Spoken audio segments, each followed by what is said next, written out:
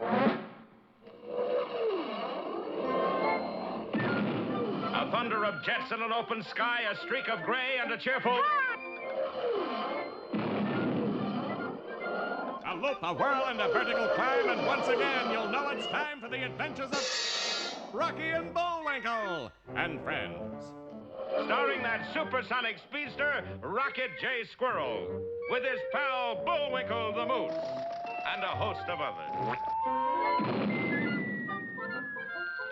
Hurry, Bullwinkle! The show's about to start! I'm coming as fast as I can. Wave to the people! Yay! Now what are you doing? Signing autographs. Let's see. John Smith. But your name is Bullwinkle. I know, but that's hard to spell.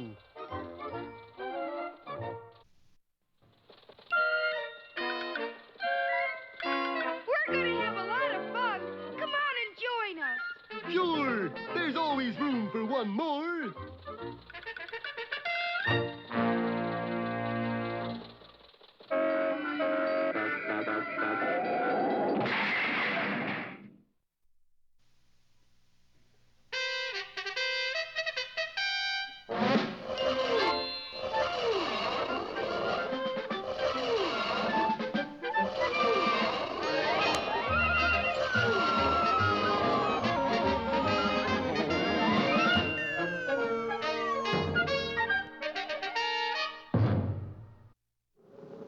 Well, our heroes had just a brief moment of triumph in their search for a mooseberry bush.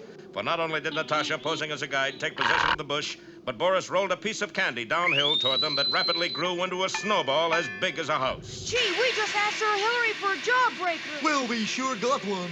That thing'd bust anybody's jaw. Head for those trees, Bullwinkle. The snowball may break against them. But as our heroes dashed for the trees, the gigantic snowball overtook them. Hang on, Rocky!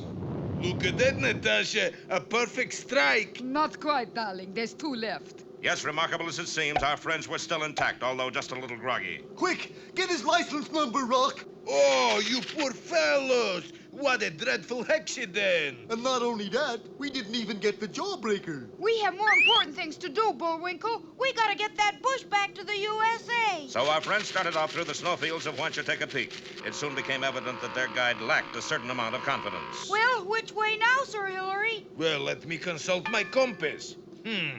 Heads. We go this way. You're sure now? Of course, I know every rock in these mountains. Did you know that one? Of course. Hello, Cliff. Hey, Rocky, look! Footprints! Good. We'll just follow him back to... Hey, wait a minute. What's up? Those tracks look familiar, Bullwinkle. Hey, step into that footprint. What do you know? Somebody takes the same size hoof as me. Nobody's feet are that big but yours, Bullwinkle. You mean? Yep, those are our tracks. We're going in circles, Sir Hillary. Circles? Impossible. Then how come these moose prints? Think fast, Sir Hillary. I'm sorry to say, old chappie, those not moose prints. They're not? Yet, those are prints of fierce, wild, man-eating creature that roams Wanchatecapeak. Fierce? Wild? You mean? Yes, these are tracks of abominable snowmen. The abominable snowman? Boris, darling, you flipped? Well, I had to say something. But he's no such animal. He's now, and if Moose and Squirrel don't get back, who is to blame? Abominable snowman! Boris, darling, you've done it again. Of course. Never underestimate the power of a schnook. But though the wily Boris had convinced the boys that they weren't going in circles, he still had problems, for he led them onto a huge overhanging ledge of snow and ice. Well, looks like a nice place to stop and have a lunch. Doesn't look very safe to me. Relax. Enjoy the echo. Hello? Holy smoke, look at that. Sure enough, the vibration of the echo had been enough to disturb the delicate balance of the snowy overhang, and it began to crack loose. Don't move, Bullwinkle. Unfortunately, Bullwinkle had just been ready to eat a hard-boiled egg. Shh. Quiet, Bullwinkle. I can't help it, Rock. There's pepper on this egg and... Hold it. There. I'm okay now. our heroes plummeted toward the valley floor 1,000 feet below. Don't miss our next episode, Below Zero Heroes, or I Only Have Ice for You.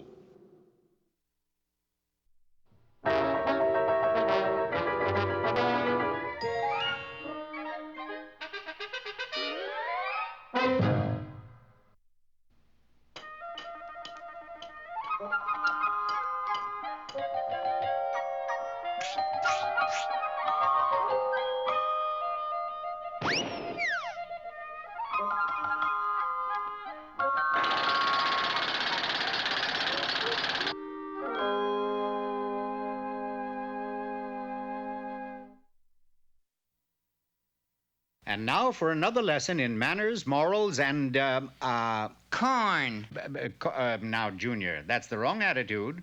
There's something to be learned from each of these stories. I like stories about monsters from outer space. Is this a story about a monster? This is a story about a stork. Is this the one about the stork that devoured Cleveland? It is no such thing. It is the simple story about a fox and a stork and the lesson they learned, which is... Don't devour Cleveland on a full stomach. Now, one more interruption and I'm listening. Well, one day, a fox invited a stork to have dinner. Have you ever had a stork for dinner? That is, invite a stork to have dinner with you?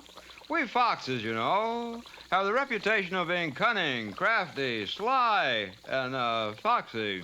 Actually, what I really am is a soft little furry beast who wants nothing more than to be a respected member of the community. PTA, Little League Baseball, that sort of thing. And I'm starting out by inviting that pillar of community living, Mr. Stork. This must be the place. That's right. Because it has a crafty look. Now, just a minute there. A cunning, crafty, foxy look about it. You must be Mr. Fox. Oh, that's a fine way to talk. Here I go to all the trouble to fix dinner. All right, where do you hide them? Hide them? The bodies, the chicken bodies. Oh, for goodness sake. We storks can't be too careful who we let in the community. Aha! Chicken pot pie. Chicken pot pie? That's not chicken. I'm on to you, Mr. Fox, and your chicken-picking ways. Good night. Now, how could he mistake split pea soup for chicken pot pie? He just had to be accepted into Mr. Stork's community. If I could just convince Mr. Stork that I'm not the sly, crafty, chicken-stealing type he thinks I am. Just as I thought. Chicken snatcher. But I was here first. This chicken just came and sat down on the bench with me. Listen, chicken snatcher. Who ever heard of a chicken sitting on a bench with a fox? But why can't I be accepted? Why? And again, why? Why? And again, why? I'll tell you again why. It's because you keep following me around, that's why. What do you want from me, chicken? Why do you keep following me around? Because I want to be accepted by the community, too. Well, butt off. I can't be seen with you. People get the wrong impression. Whoops! Quick, hide! Oh, my goodness. Oh, good afternoon, Mr. Stork. Chicken snatcher! Oh, but Mr. Stork, I can explain. You see... Forget about it, Mr. Fox. Come over and have dinner with me tonight. All right, chicken. I accept your invitation. It really is too bad I'm not accepted by Mr. Stork. But you see, I've quite a bit of money I'd like to use for improvement of his community. Quite a bit of money, eh? Well, what if he is a snatcher? After all, he only snatches chickens. Dum-de-dum-dum. Whoa! Why, Mr. Stork, this is a surprise. Mr. Fox, I've come over to invite you to dinner this evening. You will be there promptly at 8:30 sharp. Oh, Mr. Stork, thank you. Whoops. Oh, I'm terribly sorry, but I've already made a previous engagement with chicken. Chicken? Possibly you've misunderstood me. I am a stork. Now, you be there at 8:30 sharp, and I'll pretend I didn't hear what you said. Invited to dinner by Mr. Stork. Oh, I finally made it. Chicken will understand. After all, this is my big chance, and he's just a chicken. So, Mr. Fox arrived promptly at 8:30. Now, Mr. Fox, I understand you have some money. You wish to invest in our community? Delicious.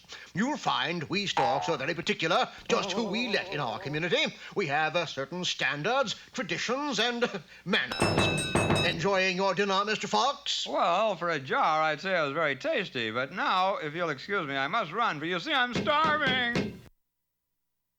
Chicken! Oh, Chicken! It's your good friend, Mr. Fox. Am I too late for dinner? Good evening, Mr. Fox. You know, somehow I had the feeling that you had stood me up to have dinner with Mr. Stork. Oh, that'd be a foxy thing to do. So Mr. Fox had a wonderful dinner at Chicken's house, and afterwards he became a respected member of the community, the chicken community. And Mr. Fox used most of his money for improvements of the chicken community, Little League Baseball, community centers, that sort of thing. For after his dinner with Mr. Stork, he had learned one thing, which is the moral of this story. Do you know what that is, Junior? If a chicken invites you to dinner, accept, for he may grow to be 30 feet tall. Now, Junior, there you go again. I forget. Whoops.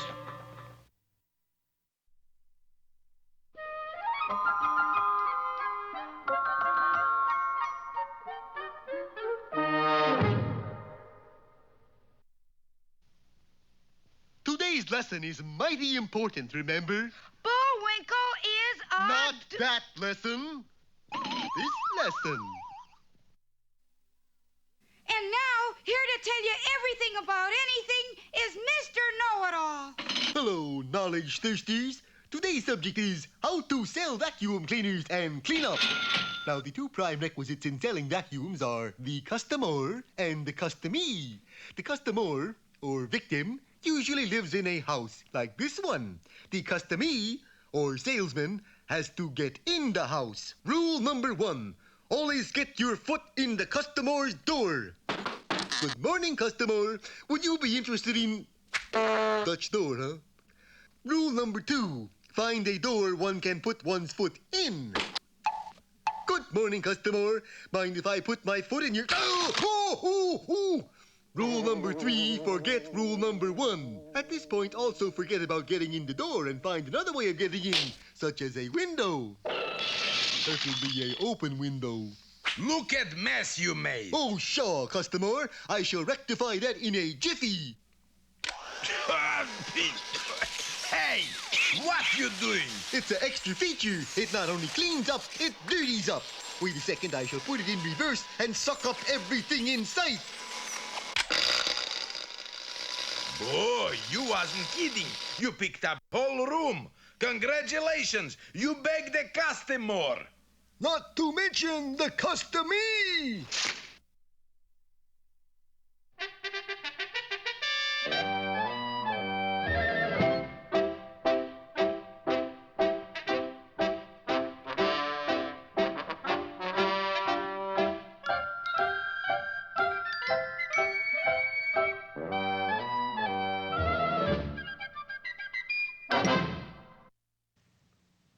Hello out there.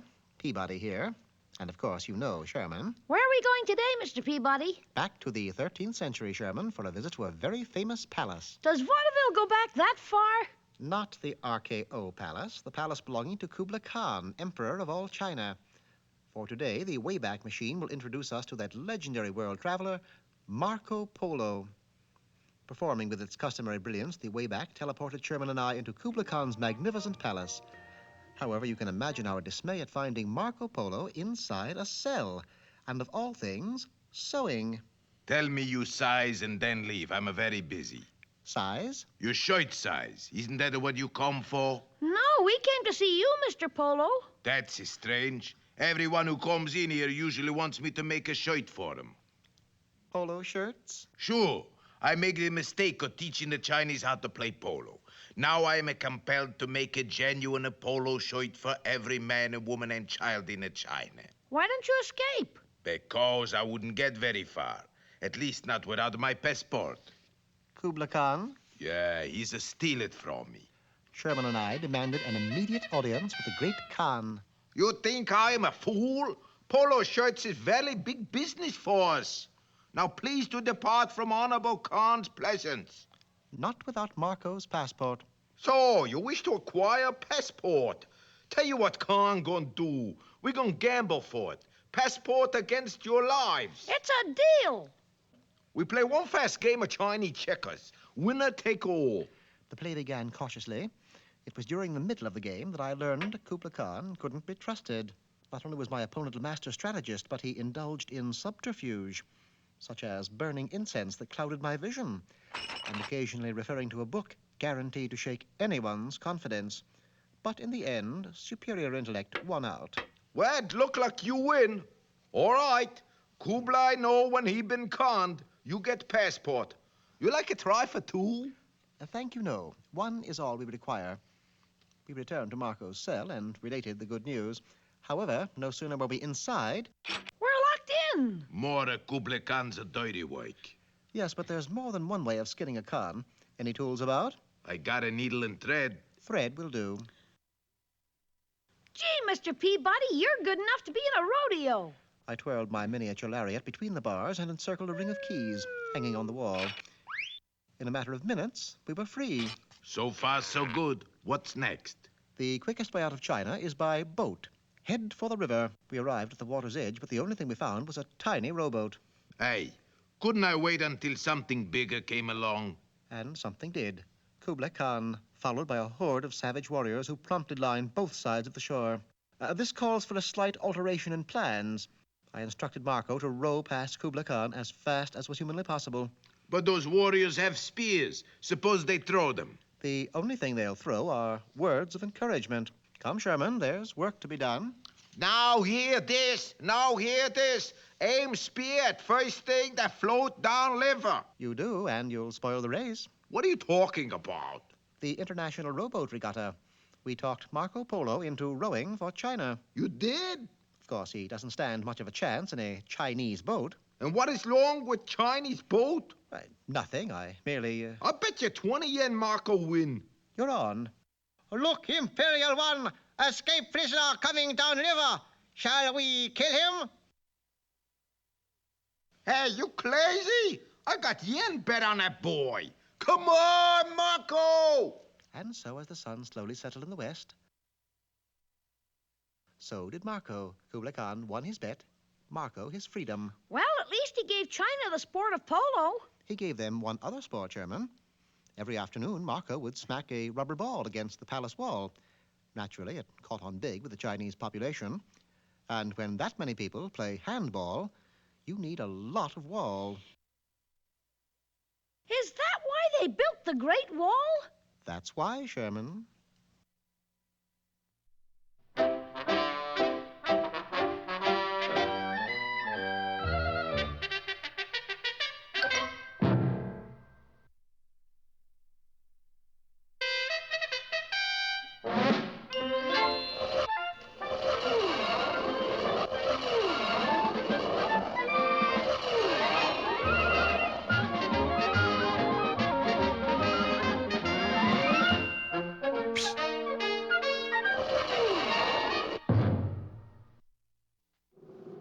Well, as usual, things are going from bad to worse for our heroes. Last time, you remember, Boris Badenov led them out on an overhanging ledge of snow to eat lunch. And then Bullwinkle put too much pepper on his hard-boiled egg, and when he sneezed, the entire ledge broke off. I don't see them, Boris. Me too. I guess they're buried alive. Aren't we going to do something? Of course. Here, blow taps in E-flat.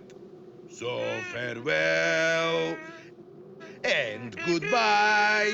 Down you go in the snow, you must die with the mooseberry bush.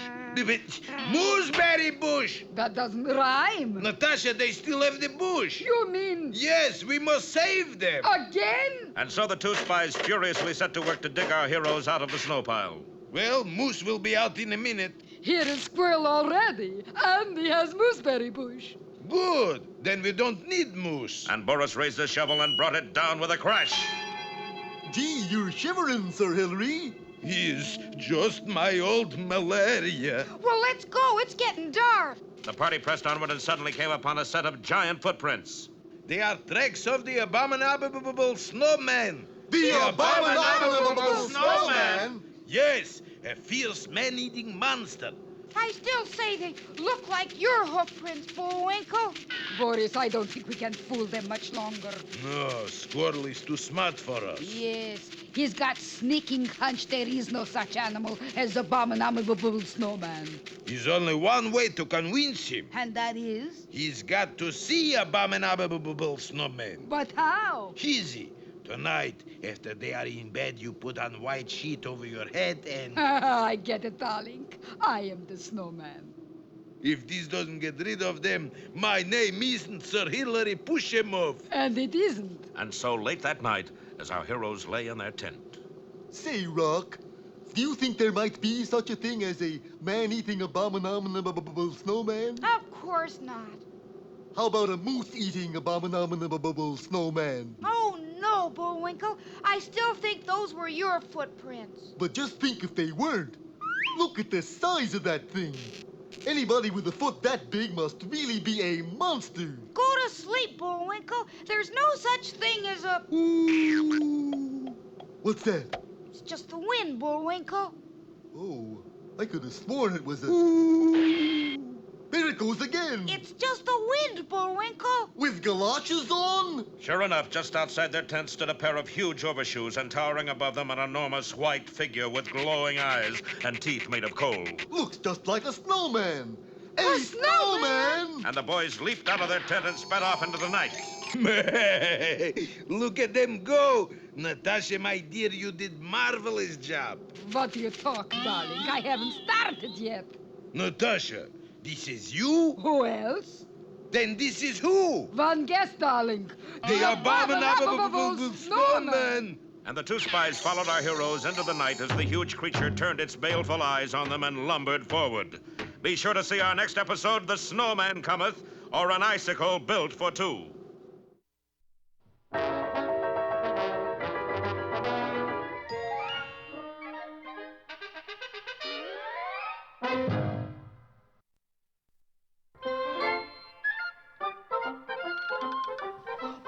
it looks as if our time is just about run out.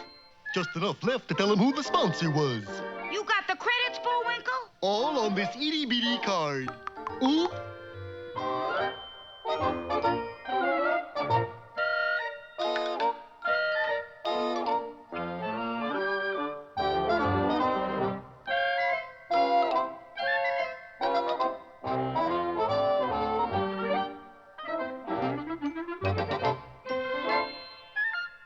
We're late again, Bullwinkle. Right. Bye now. See you next time.